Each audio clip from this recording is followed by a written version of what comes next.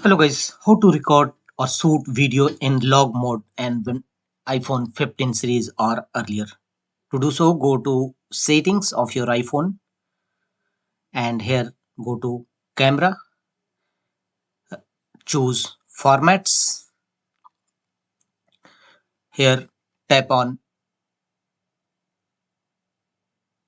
Apple ProRes and enable this feature.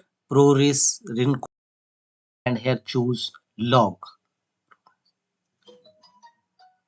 Select it. Now open the camera, choose the video mode and tap the log option on the top toolbar. It may need an external SSD connected to film. When you film and look at the final footage, it might seem quite colorless and flat, but get it in edit suite.